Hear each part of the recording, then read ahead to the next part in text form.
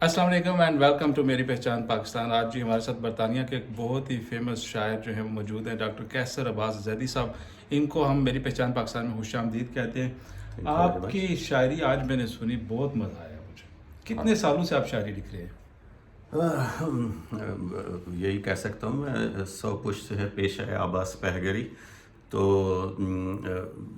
ख़ानदान में generation after generation शायरी है, और हमने भी बचपन ही में शायरी शुरू की थी। यानी आपने लफ्ज़ों का तोड़ फोड़ जोड़ जो है और वज़न बराबर करना बचपन से ही सीखा है? हाँ, बचपन से ही सीखा है, और क्योंकि घर में माहौल इल्मी और अदबी था तो वो हर वक्त घर के अंदर यही गुफ्तगू हुआ करती थी। बहुत सारे लोग मैंने देखे हैं जो शायर बनते हैं, किसी हादसे की वजह से उनकी लाइफ में कोई ऐसी अनहोनी हो जाती है जिसकी वजह से वो आगे अपनी लाइफ में कॉप नहीं कर पाते। तो शायरी चूँकि एक इल्म है जो बहुत ही कम लोगों पर विलायत होती है, जिनमें से आप भी खुशकिस्मत हैं। तो क्या ऐसा कोई वाक़या हुआ आपके बचपन में?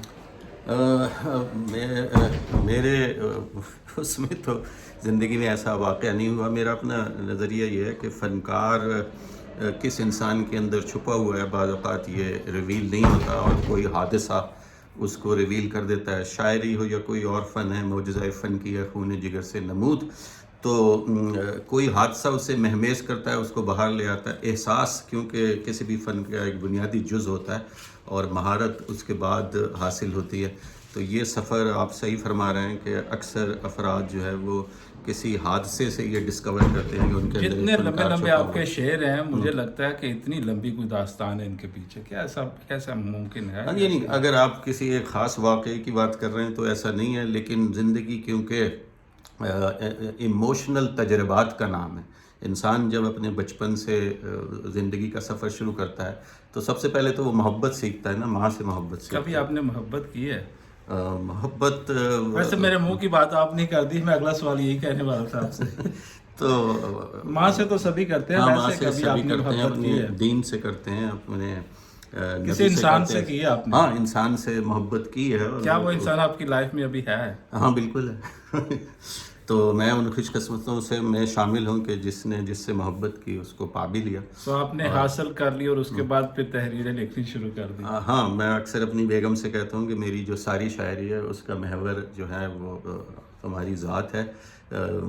जब गम हुआ तो गज़ल लिख ली, और जब खुश हुए तो कसीदा लिख दिया। ऐसे कैसे मुमकिन है आप अपनी ज़ात को किसी दूसरे इंसान की ज़ात के अंदर देखते हैं, उसके हवाले कर देते हैं, उसको अल्फाज देते हैं, कैफियत होती है आपके ऊपर? ये क्या सिलसिला है सारा? ये रूहानी सिलसिला है या कि क्या है ये? ये रूहानी सिलसिला है सर।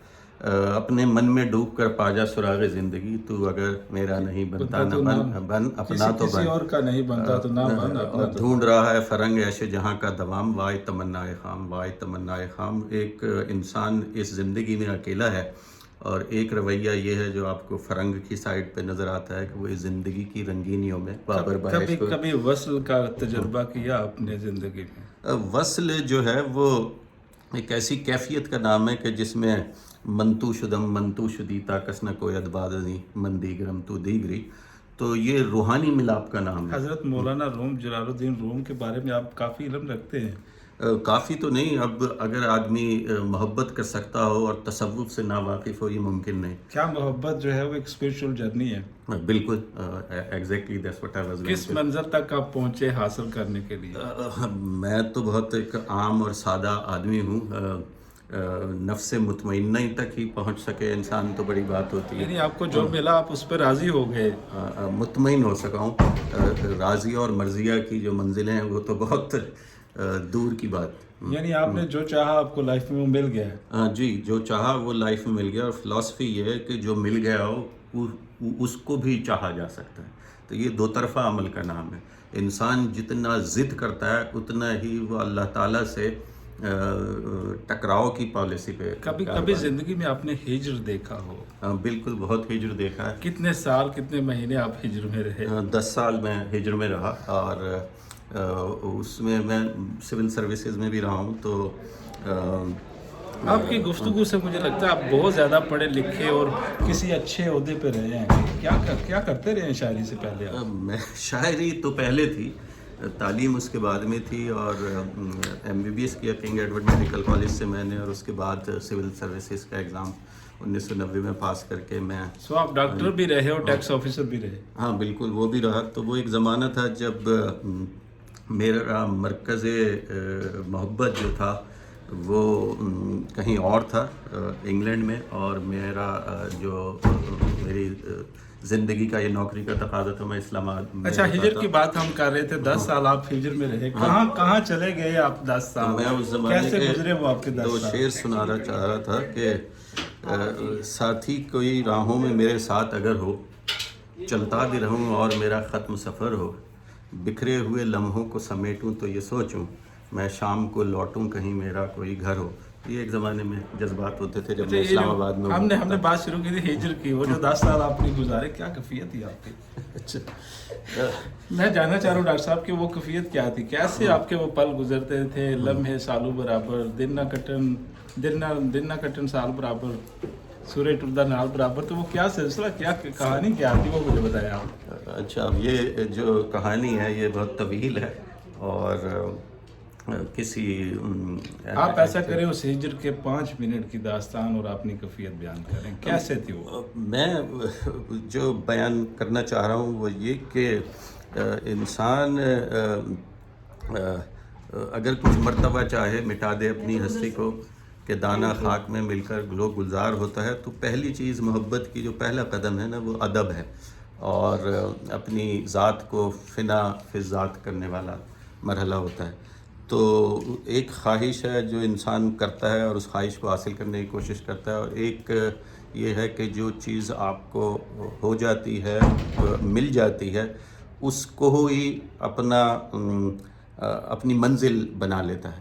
تو کچھ ایسے ہی سلسلے میری زندگی میں بھی ہوئے, اور میری منزل اور میری جستجو کا جو سفر ہے وہ منزل ملنے کے بعد شروع ہوتا ہے.